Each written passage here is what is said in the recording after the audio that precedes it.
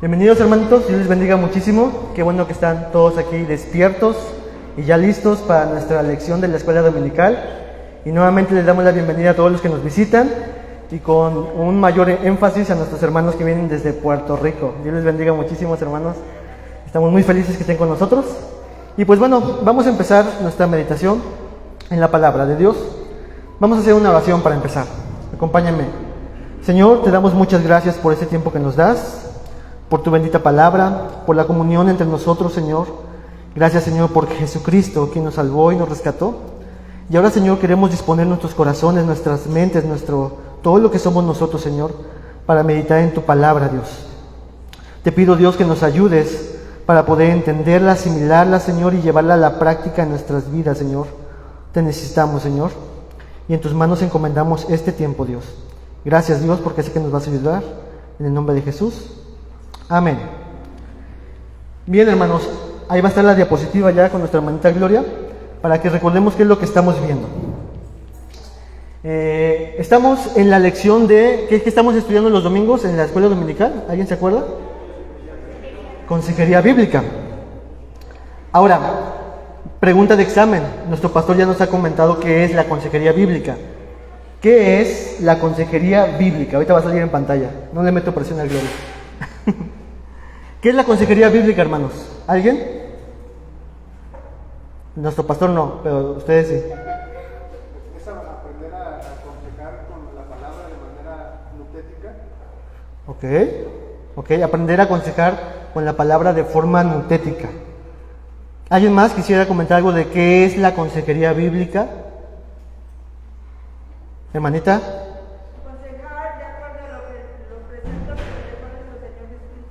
Aconsejar conforme a los preceptos de nuestro Señor Jesucristo.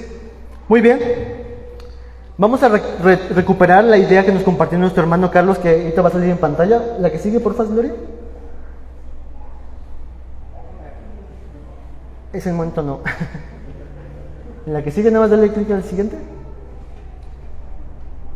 Ajá. ¿No? Bueno, escuchen bien la definición de la consejería bíblica. ¿Qué es la consejería bíblica? La consejería bíblica es una actividad 100% espiritual que parte de premisas y principios de la Sagrada Escritura para orientar la vida de aquellos que han quebrantado los mandamientos de Dios y en consecuencia experimentan el sufrimiento. ¿Ok?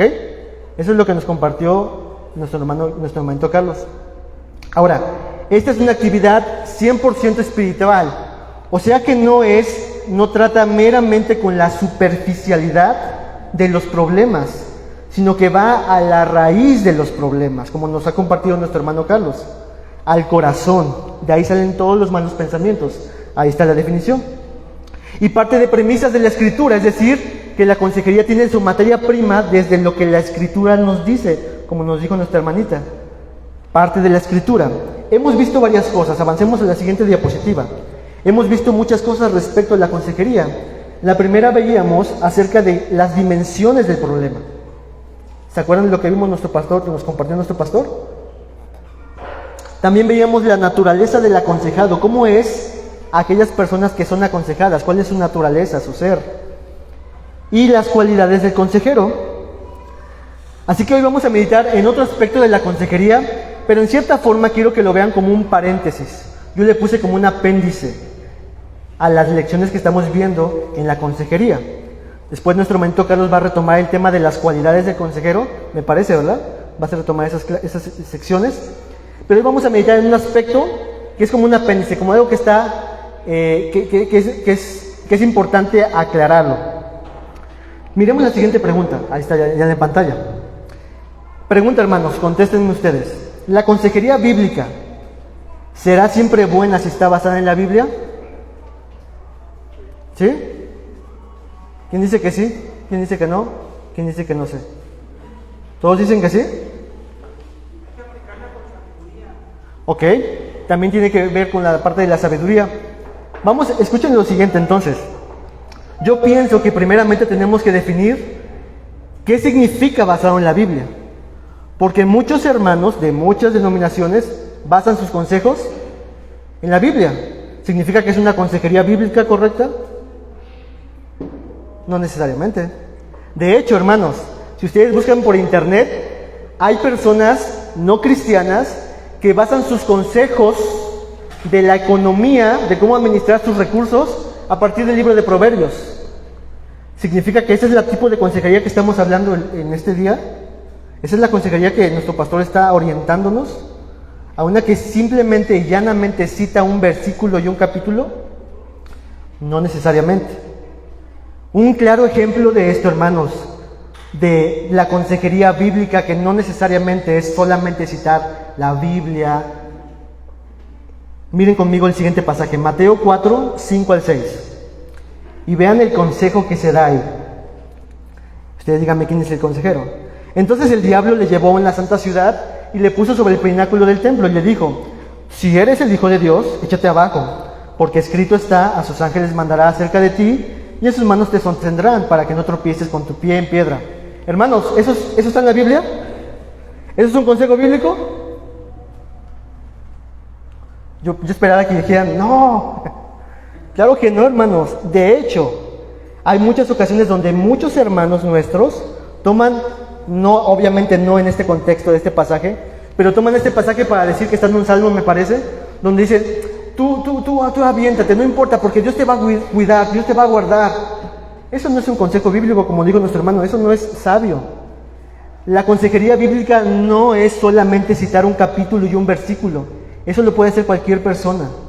La consejería bíblica es una actividad espiritual, como nos dijo nuestro pastor, que está basada en las premisas de la Biblia, pero que necesariamente tiene que ser interpretada adecuadamente, aplicada correctamente y apuntando las cosas que la Biblia apunta. Pasa a la siguiente diapositiva, por favor, Gloria. Entonces, hermanos, no debemos confundir la consejería bíblica con meramente citar un capítulo y un versículo. La consejería bíblica está basada en la Biblia, de ahí parte su materia prima, bajo una correcta interpretación del texto y apuntando los objetivos que la misma Biblia apunta.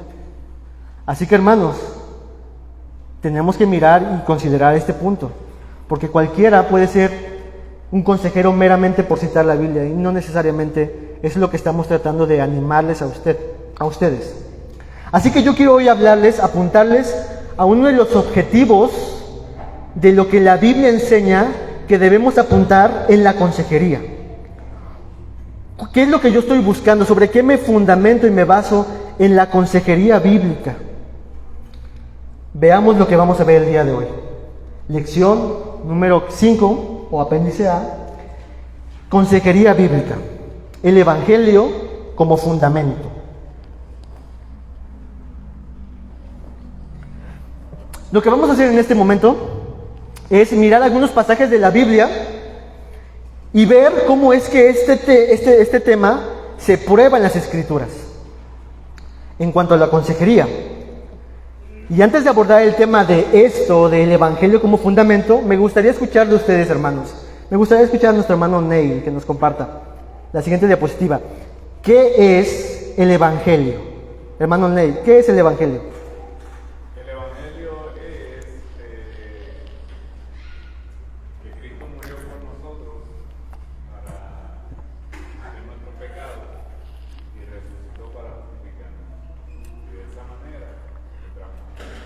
Amén a eso, ¿verdad? El Evangelio. Escuchen, vean lo que más o menos escribí. Lo que nuestro hermano dice es cierto.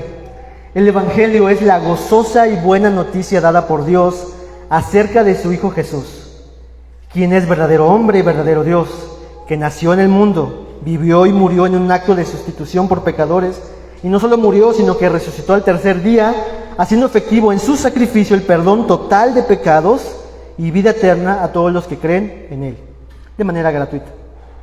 El Evangelio es esa gozosa noticia, hermanos. Es hermosa noticia. Y para esto viene otra pregunta, hermanos, para que vayan reflexionando. Siguiente diapositiva. El Evangelio, ese mensaje, ¿es solamente bueno y necesario para los no creyentes o también para los cristianos?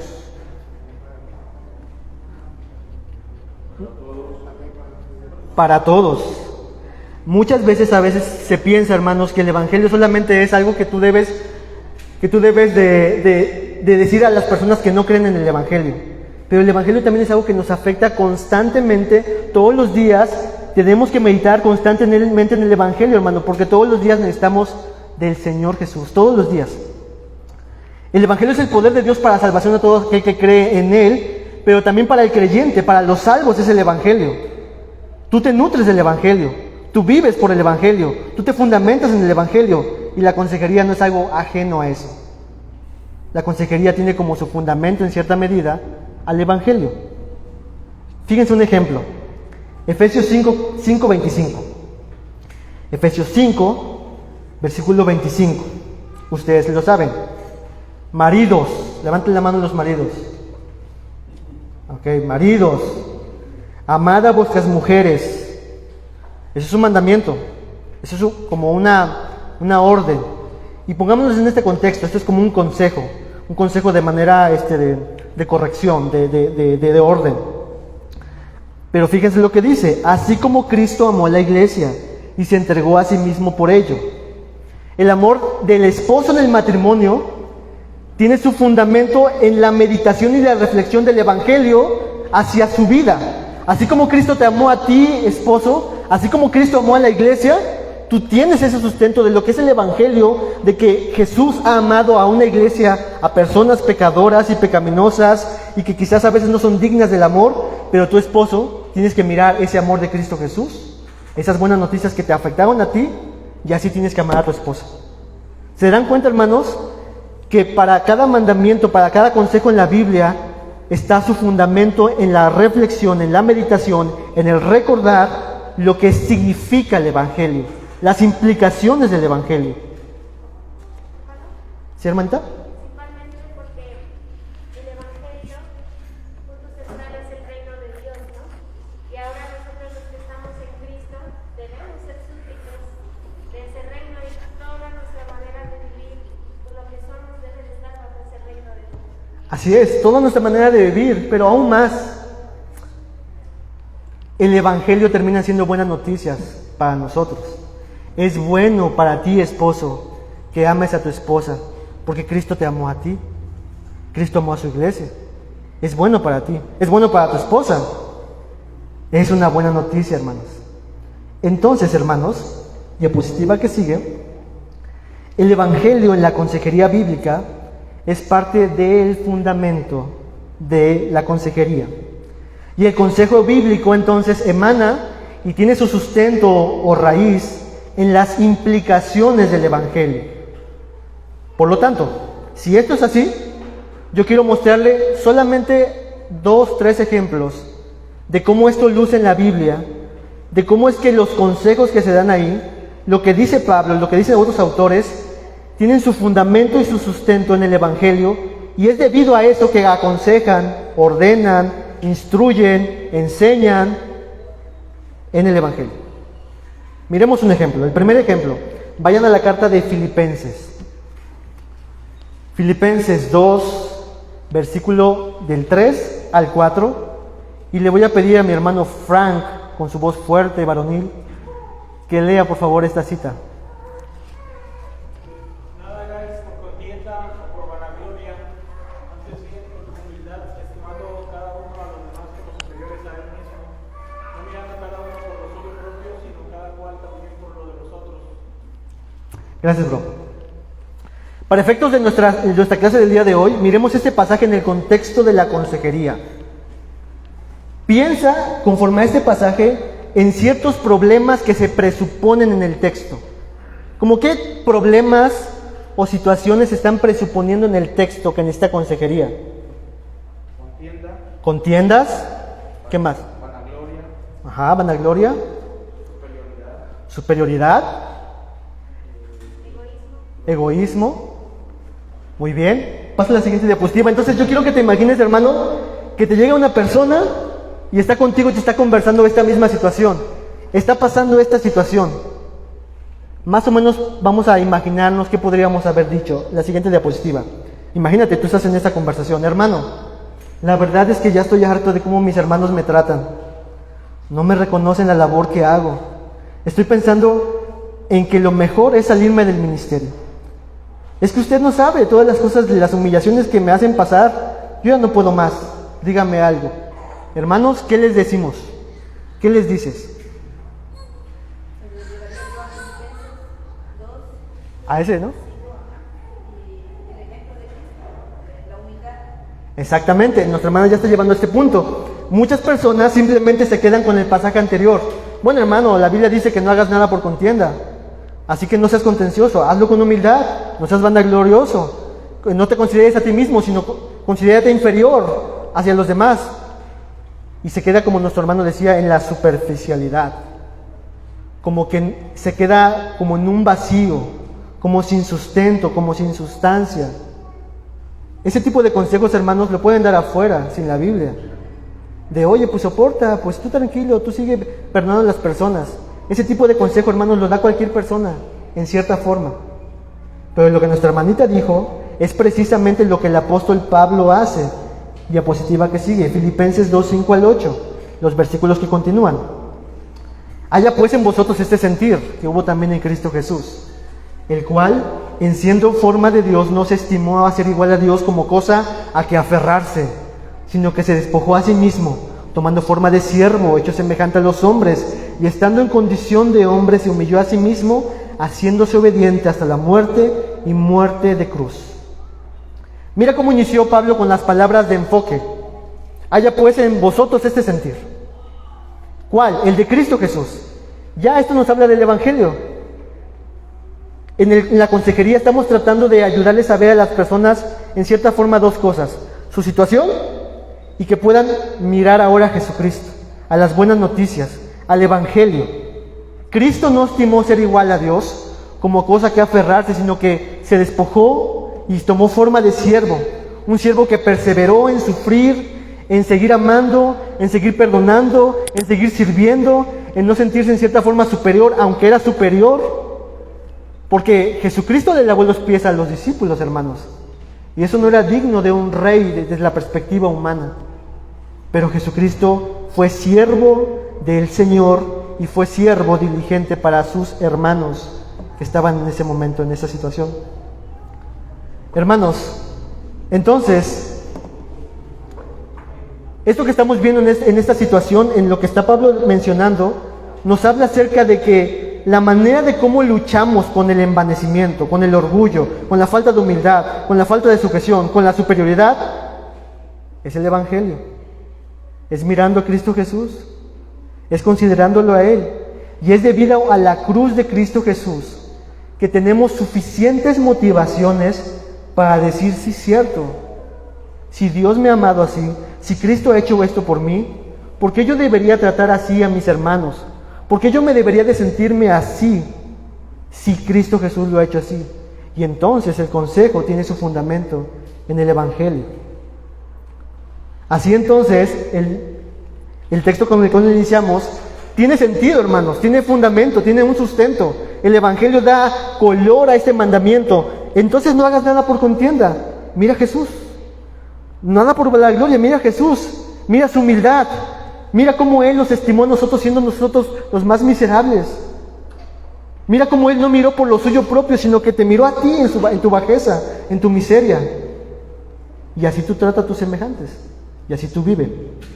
Así entonces, hermanos, el Evangelio nos enseña acerca de lo que Cristo hizo por ti y por mí.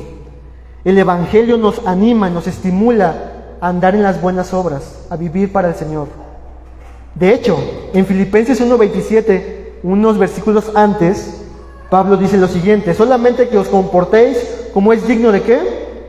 Del Evangelio. Para que, o sea que vaya a veros o que esté ausente, oiga de vosotros que estáis firmes en un mismo espíritu, combatiendo unánimes por el Evangelio nuevamente. El Evangelio es lo que da forma a la manera en cómo vivimos. El Evangelio es lo que sustenta y fundamenta la consejería. ¿Ok? Veamos otro ejemplo. Pudiéramos seguir citando muchos ejemplos, hermanos, y solamente en la carta de Filipenses. Pero vayamos a Corintios. Miren lo que dice el pasaje. ¿Me puedes ayudar, Carlitos, por favor? Porque he sido informado acerca de vosotros, hermanos míos, por los de Cloé, que hay entre vosotros contiendas. Ok. Yo creo que tú sabes muy bien qué es lo que está sucediendo en la iglesia de Corinto. Creo que como iglesia ya han estudiado la carta de Corintios, ¿no? Entonces yo creo que sabes muy bien todo el contexto, todo lo que está sucediendo ahí, y quiero que te enfoques ahora como si fuera una situación de consejería. Quiero que Isra, tú te imagines entonces que es el que está atrás. Regásale por favor, Gloria. Yo te aviso. Regásale por favor. Que estás allá atrás. Isra está de traje y todo vestido, ya como pastor consagrado de toda la situación. Y de repente le llega a la familia, unas personas, los de Chloe, y le dice: hermanito, fíjate, gracias por recibirnos, y etcétera, ¿no? Fíjese que está pasando una situación en mi iglesia. Y Israel dice: bueno, pues me imagino que debe ser algo tranquilo, ¿no? Y le empiezan a sacar situaciones como las que siguen. ¿Qué había en la situación de los de Corinto?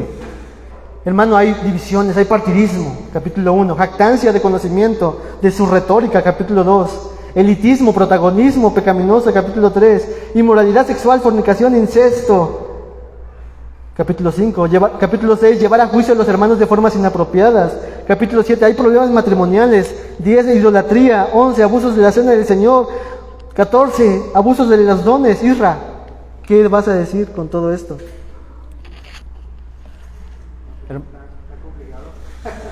Está complicado, hermanos. Está muy complicado. Muy complicado. Pero gracias a Dios que Dios pues usó a Pablo, ¿no? Y tenemos un consejo inspirado por Dios en la Escritura de qué hacer con cosas que en esta iglesia no han pasado, hermanos. Que estamos, en comparación de los corintios, estamos en el cielo, ¿no? Si algunos pastores han dicho: no, si yo estuviera en esta situación, yo le diría: hermano, ¿qué haces ahí? Salte. O voy a cerrar esa iglesia ahora mismo porque están pasando muchas cosas. Pero Pablo no hizo eso, hermanos.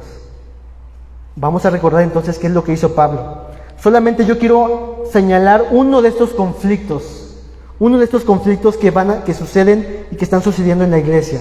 Vayan conmigo a 1 Corintios 8, 1 al 13. Esta porción está muy larga, así que la voy a leer.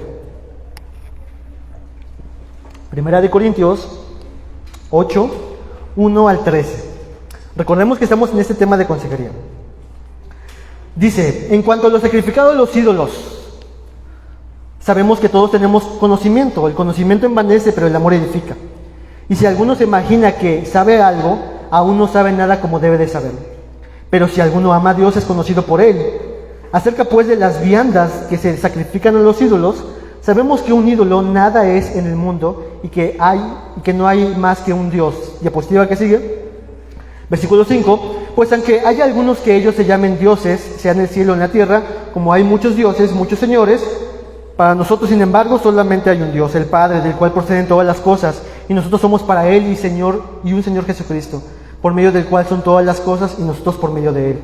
Pero no todos hay este conocimiento, porque algunos habituados hasta aquí a los ídolos comen como sacrificados los ídolos, y su conciencia, siendo débil, se contamina. Si bien la vianda no nos hace más aceptos ante Dios, pues ni porque comamos seremos más, ni porque no comamos seremos menos, pero mirad esta libertad vuestra, que no venga a ser tropezadero para los débiles. Porque si alguno te ve a ti, que tienes conocimiento, sentado a la mesa, en un lugar de ídolos, la conciencia de aquel que es débil, ¿no será estimulada a comer los sacrificados de los ídolos? Y por el conocimiento tuyo, se perderá el hermano débil, porque en Cristo murió. De esta manera, pues, pecando contra los hermanos, hiriendo su débil conciencia, contra Cristo pecáis. Por lo cual, si la comida le es a mi hermano ocasión de caer, no comeré jamás, para no ser tropiezo a mi hermano. Hermanos, de todo lo que acabamos de leer, ¿alguno de ustedes notó algún destello del Evangelio en todo este pasaje? ¿Como cuál? Ok, el amor, algo más que hayan detectado, implicaciones del Evangelio, por lo cual Pablo está diciendo varias cosas, pero de repente habla un poquito del Evangelio. ¿Alguien se percató de algo?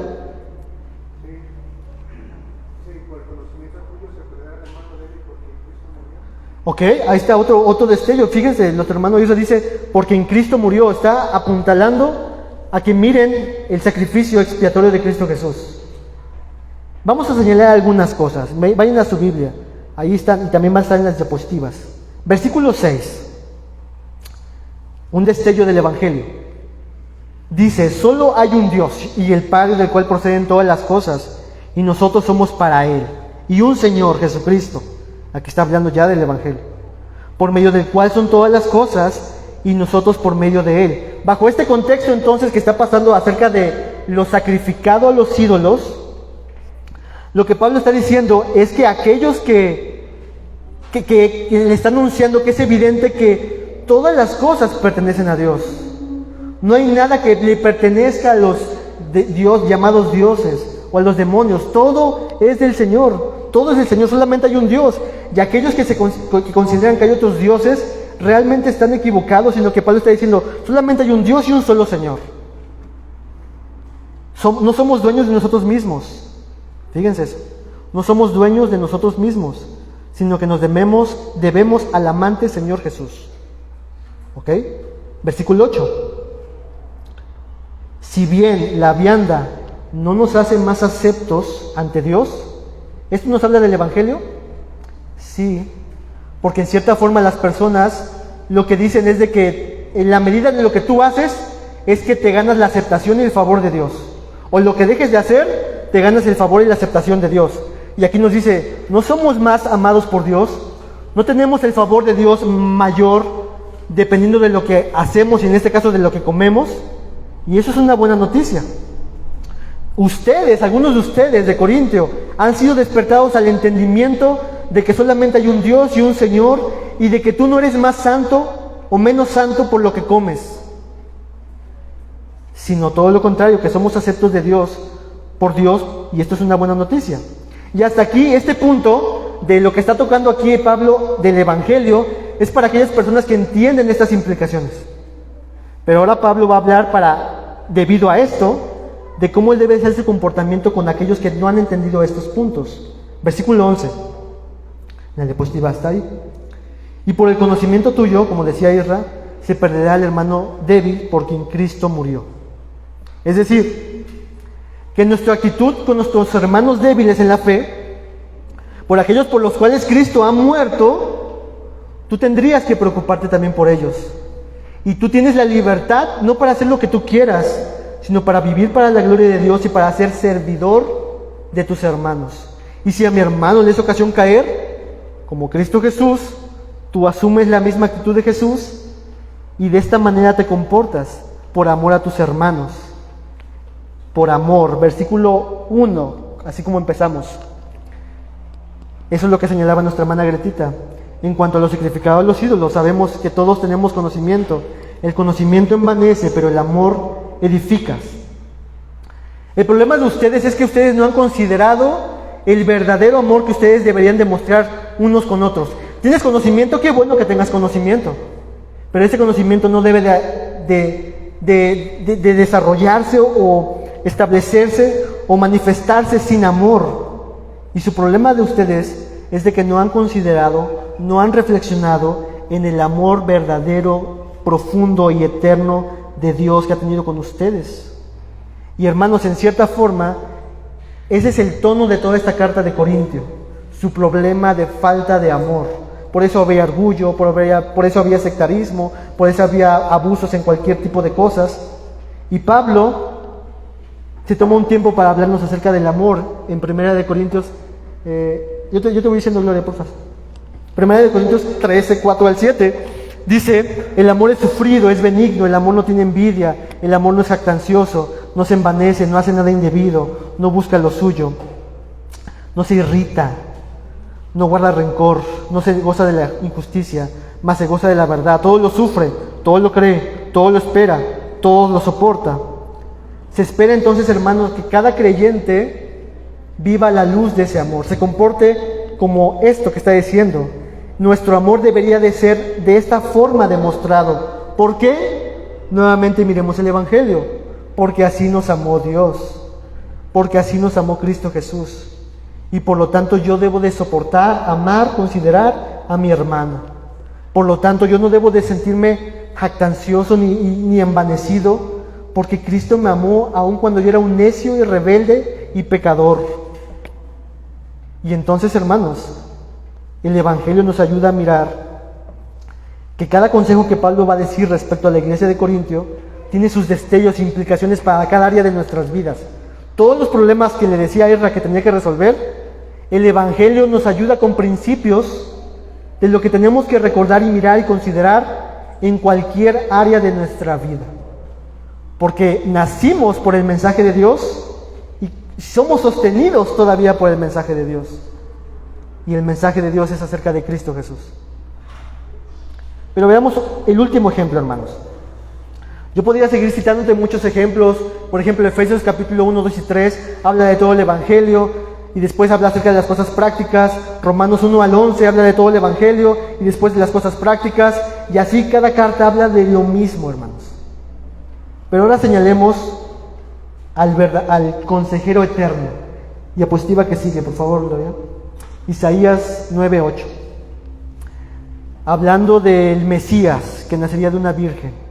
Se llamará su nombre admirable. ¿Qué más? Consejero, ahí está nuestro tema.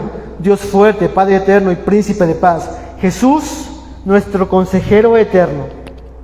Veamos entonces cómo Jesús aconsejó a los débiles hermanos nuestros, discípulos. Quiero que traigas a tu mente el último momento que Jesús tuvo antes de su arresto con sus discípulos. Juan 13, 14, 15, 16 y 17. Jesús tiene esta conversación con sus discípulos y empieza a hablar solamente con ellos de manera muy íntima, de manera muy profunda con ellos.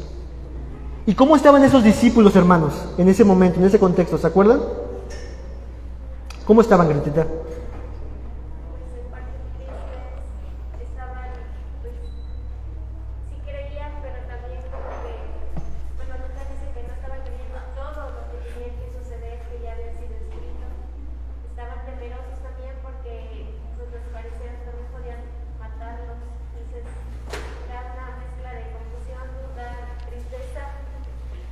Totalmente, hermanos.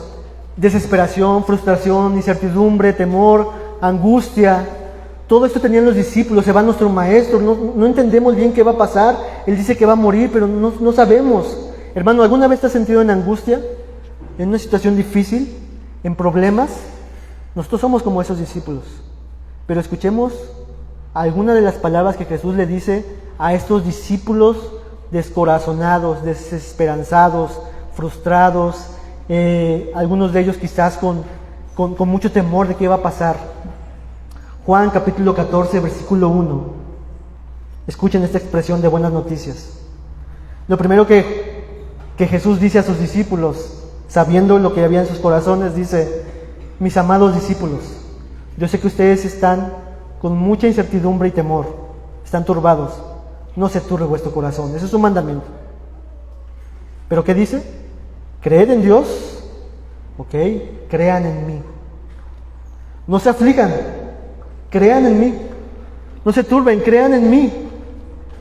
Sí, ustedes van a pasar por momentos difíciles y más adelante va a decir, los van a meter, los van a tomar en las sinagogas, los van a echar fuera de las sinagogas, les van a pasar persecuciones, van a pasar por momentos difíciles, mis discípulos amados. No se turben, crean en Dios, crean en mí. Hermanos, si solamente meditáramos en estas palabras, serían de total consuelo para nuestras vidas turbulentas, agitadas, llenas de aflicciones, llenas de necesidades. Recordar que nuestro Señor, a sabiendas de lo que pasamos, estamos pasando y pasaremos, Él dice: tranquilo, cree en mí. Y a veces, hermanos, en la consejería, como lo que decíamos de Ezra con la iglesia de Corinto, no vamos a saber qué decir porque la situación es muy compleja, es muy delicada.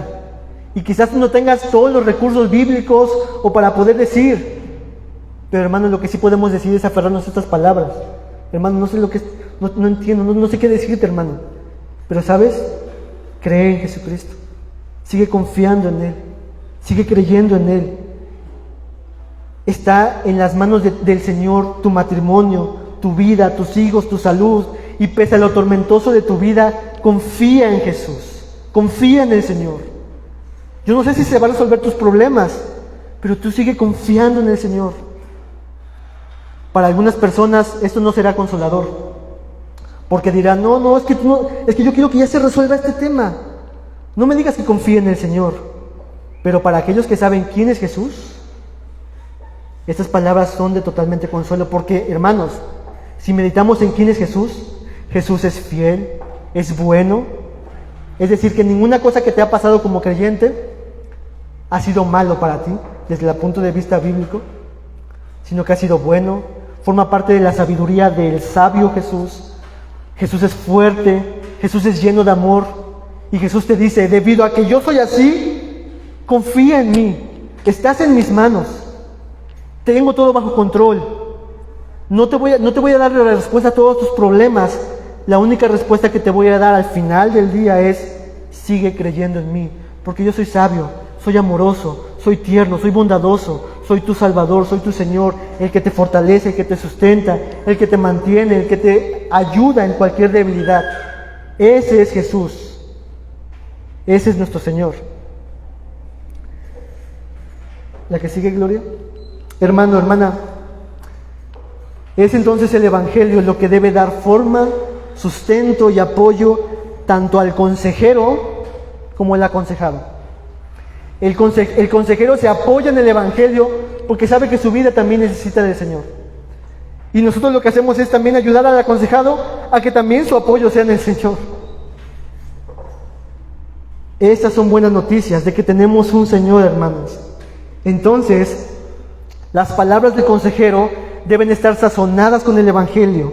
Las motivaciones del consejero deben estar moldeadas por el Evangelio. El consejero mismo es sostenido por el Evangelio.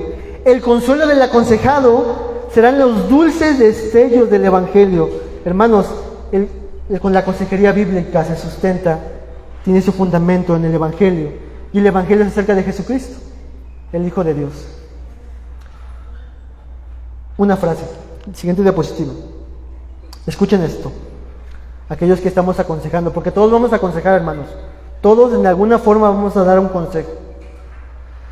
Los consejeros sabios buscan dirigir a gente que batalla, sufre, peca y está confundida a la esperanza, recursos, fuerza y vida que están disponibles solamente en Cristo Jesús.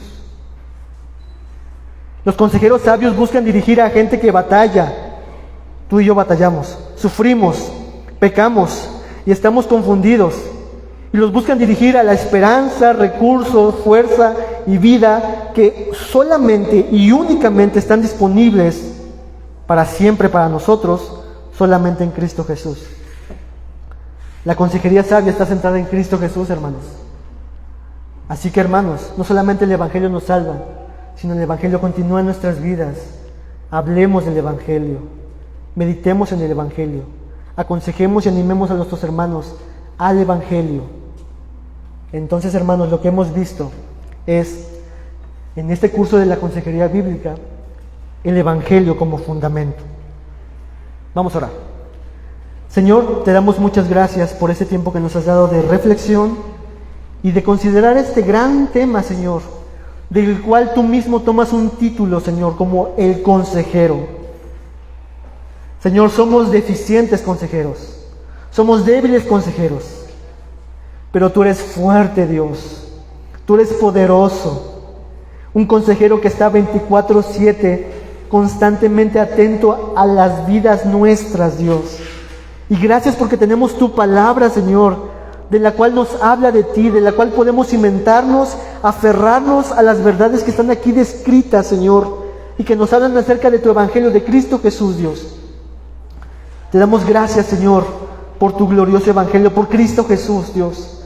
Y te pedimos que este Evangelio nos siga afectando en la manera en cómo vivimos, de cómo conversamos, de cómo nos movemos, de cómo estamos en el trabajo, en la casa, en la familia, Dios. Ayúdanos siempre a considerar el Evangelio, Dios, en nuestras vidas. Y ayúdanos en esta labor, Señor, de que ser consejeros bíblicos, Señor, que apunten esas cosas, Señor, que tú has dicho que debemos tener nuestros objetivos, Dios. Gracias te damos por tu bendita palabra, Señor, por este tiempo. Bendice a todos mis hermanos. En Cristo Jesús oramos todo esto. Amén. Hermanitos, ¿algún comentario, alguna duda, pregunta? Con nuestro pastor. Pues nada, Dios les bendiga a todos. ¿Cuánto tiempo tenemos? Como 15 minutos. Tenemos 15 minutos para estar platicando, hermanos. Allá hay cafecito. Y pues Dios les bendiga a todos.